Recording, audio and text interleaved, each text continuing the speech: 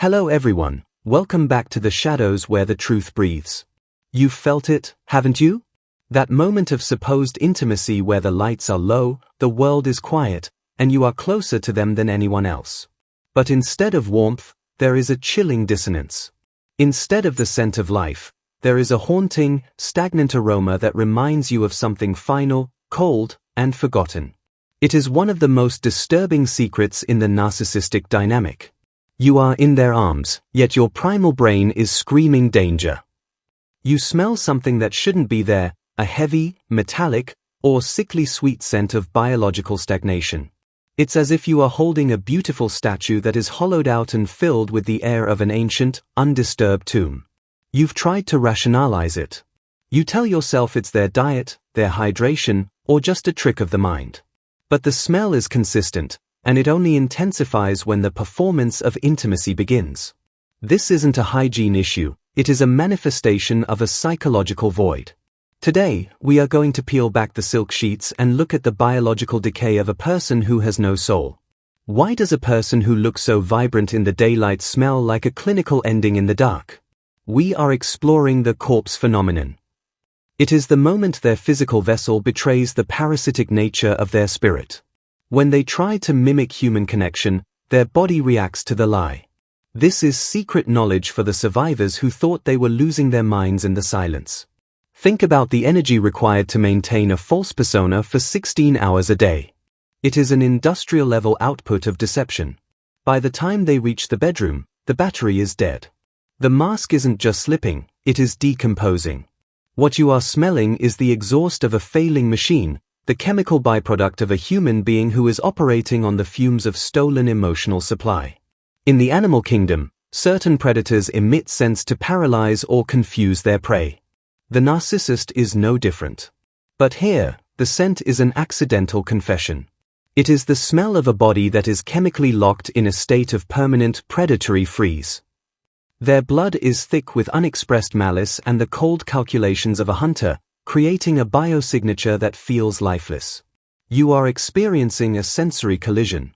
Your eyes see a lover, but your nose detects a vacuum. It is a psychological thriller playing out on your skin. The scent of the corpse is actually the scent of extreme, chronic stress and internal emotional death. They are trying to perform an act of life, intimacy, while being fundamentally disconnected from the source of life itself. Have you noticed how they seem to turn on a switch? That mechanical shift into intimacy triggers a massive spike in cortisol and adrenaline, but without the oxytocin that normal humans produce. This chemical imbalance creates a sharp, sour, and old aroma. It is the smell of a body that is physically reacting to a task it finds repulsive because it requires a vulnerability they hate. We are going to dive deep into the physiology of the narcissist's shadow.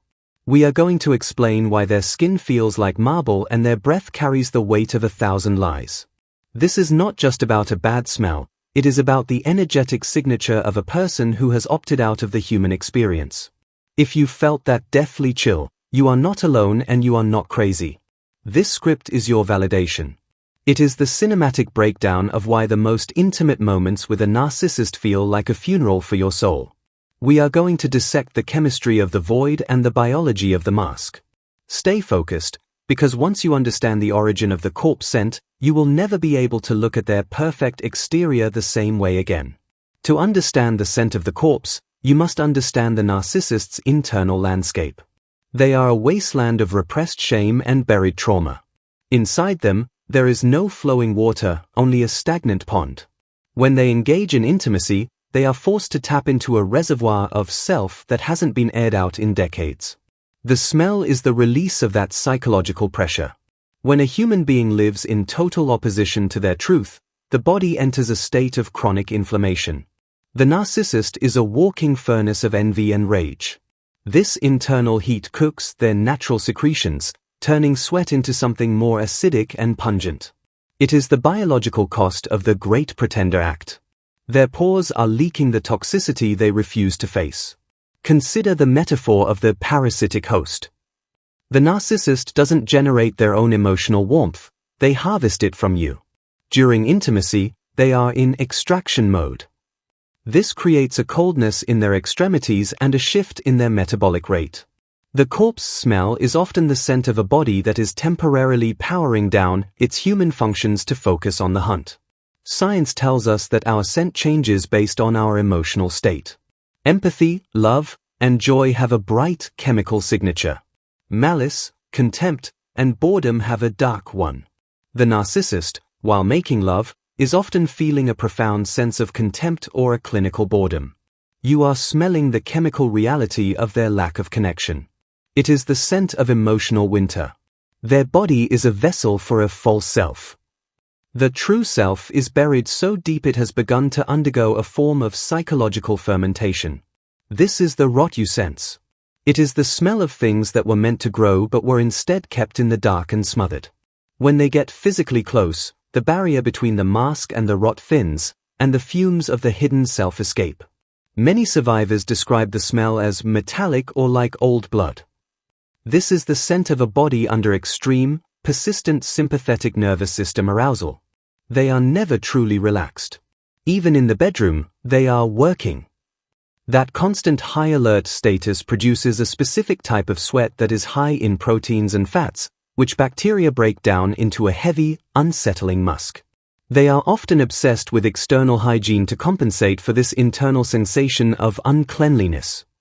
They might use heavy, cloying scents that sit on top of the skin like a shroud. But the smell of the corpse is persistent. It comes from the lungs and the blood. It is a systemic issue. No amount of expensive soap can wash away the biological signature of a hollowed-out spirit.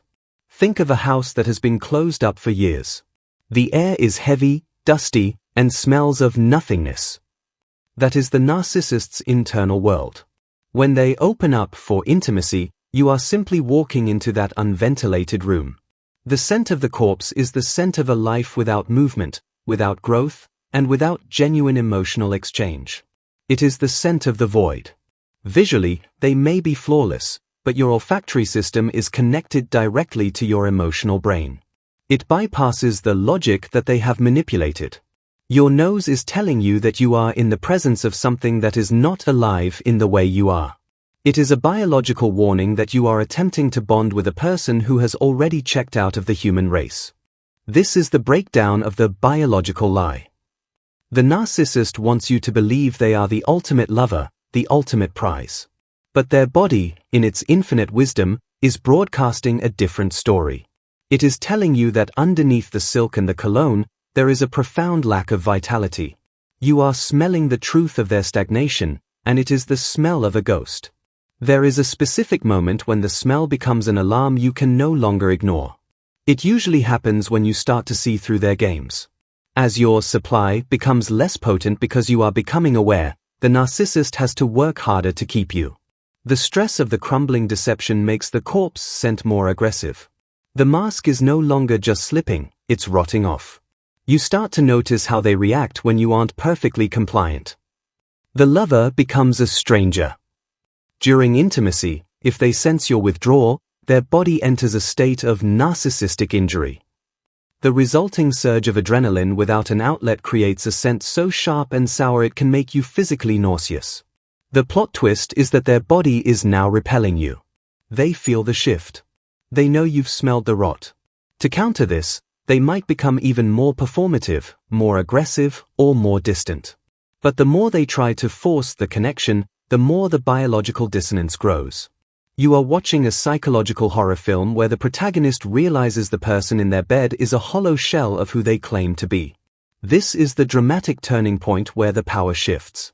Once you recognize the scent as a sign of their internal collapse, they lose their divine status. They are no longer the untouchable god or goddess, they are a struggling, stressed, and chemically imbalanced human being. The smell of the corpse is actually the smell of their vulnerability, the one thing they can never hide. Look at how they handle the unspoken tension. They might accuse you of being cold or off, projecting their own internal death onto you. But the scent remains on them. It lingers in the sheets and the air long after they've left the room. It is a haunting reminder that you are being haunted by a living ghost. The power they had over your emotions is dying with the illusion. They might try to love bomb you back into submission, But the corpse smell acts as a sensory barrier. You can no longer be fooled by the words when your nose is telling you the truth of the decay. It is a psychological stalemate. The narcissist is trying to sell you a dream, but your body is having a nightmare. The performance is failing because the actor is exhausted. In this stage, the narcissist's physical appearance often begins to mirror the scent. They might look grayer or more sunken. The light that they used to mimic from you is gone. They are left with their own internal darkness. The corpse isn't just a smell anymore, it's a vibe, a look, and a feeling. You are witnessing the unraveling of a masterpiece that was made of nothing but smoke. Their reactions become erratic. They might suddenly hate the intimacy they once demanded. This is because they can feel your disgust at their scent. The narcissist is hypersensitive to your perception of them. If they feel you see the rot, they will devalue you to protect themselves. The bedroom becomes a battlefield where the air is thick with the scent of a dying relationship. You realize that the intimacy was never about you. It was a ritual to prove they were still alive. But the scent proves the opposite. It proves that no matter how many people they conquer, they are still empty. The corpse is the final truth of the narcissist. They are a person who has traded their life for a lie, and now they are forced to live in the stagnant air of that choice. This is the moment you stop trying to fix the scent. You stop suggesting different soaps or diets. You realize that the smell is the person. It is the biological reality of their character. The shattering of the idol is complete. You are no longer looking at a lover, you are looking at a biological process of stagnation. The secret knowledge has officially set you free. As the narcissist's ego continues to fracture, the corpse scent begins to bleed out into their public life. It's no longer confined to the bedroom. Colleagues, friends, and even strangers start to pick up on the heavy air around them. The narcissist is becoming socially radioactive. Their presence, once magnetic, is now draining and unsettling. The unraveling is becoming visible. The internal panic of the narcissist is a dark thing to behold. They are losing their grip on the world. Their body is in a state of permanent fight or flight, which means their digestion, their sleep, and their skin are all failing. The corpse smell is now a permanent companion. It is the smell of a system that is overtaxed and underfueled by genuine human connection. They become increasingly isolated, which only fuels their rage. This rage is cold. It doesn't burn, it freezes. The chemical signature of cold rage is particularly pungent. It is a metallic, biting scent that warns others to stay away. The clean narcissist is now a memory. The current reality is a person who radiates a sense of ending and bitterness through every pore. Watch the unraveling ego in real time. They might double down on their grooming, but it feels like embalming. They are trying to preserve a version of themselves that is already dead. The contrast between the heavy cologne and the underlying corpse scent creates a cloying, suffocating atmosphere. It is the smell of a funeral parlor, the attempt to make death look like sleep. Their social consequences are brutal. The flying monkeys start to drift away. People find them exhausting to be around. This isn't just about their behavior, it's about the energetic and biological weight they carry. They are a black hole of energy, and the scent is the gravity of that hole. They are being consumed by the very nothingness they tried to hide from the world. Internally, the narcissist is in a state of ego death without the possibility of rebirth. Because they cannot admit they are the problem, they cannot change. They are stuck in a loop of stagnation. The corpse smell is the biological evidence of this loop. It is the smell of a mind that is repeating the same destructive patterns until the body eventually gives up the ghost. They might experience phantom smells themselves. They might become obsessed with the idea that others smell bad. This is the ultimate projection. They cannot handle the fact that their own body is broadcasting their rot, so they must see the rot in everyone else. It is a dark, harsh cycle of self-deception that leads to total psychological and social isolation. The tone of their life becomes one of brutal truth. There is no more glamour. There is no more mystery. There is only a tired, aging, and bitter person who smells of missed opportunities and wasted potential. The corpse is no longer a metaphor, it is the summary of their existence. They have become the thing they feared most, irrelevant, stagnant, and off-putting. You see them now and you feel a sense of biological pity. Not the pity that leads to helping, but the pity you feel for a fallen tree that is rotting on the forest floor. It is natural, it is inevitable, and it is best left alone. The narcissist has reached the end of their supply, and their body is simply reflecting the reality of their empty account. The collapse is final. They are left in the silence of their own making. The corpse scent is the final supporter they have. It is the only thing that stays with them until the end. It is the shadow's final embrace. The dark reality is that they lived as a ghost, and now they must fade away like one, leaving nothing behind but a lingering, unpleasant memory and a heavy, stagnant air. We come to the final truth, the punch to the gut that sets you free. The corpse smell was never about them being physically dead, it was about the death of your idealization of them. It was the biological bridge you needed to cross to see them for what they really are. It was your body's way of divorcing them before your mind was ready. It was a gift from your DNA. You are now in the healing phase. The air in your life is starting to clear. You've washed the sheets, you've aired out the rooms, and you've reclaimed your own scent. You are no longer perfumed by their toxicity. The corpse is gone, and in its place is the vibrant, fresh, and alive energy of a person who has survived a brush with the void and come back stronger. Empowerment is the realization that you can trust yourself. You can trust your gut, your eyes, and especially your nose. You have been initiated into the secret knowledge. You now know that the body doesn't lie, even when the mouth does. You are a predator detector now.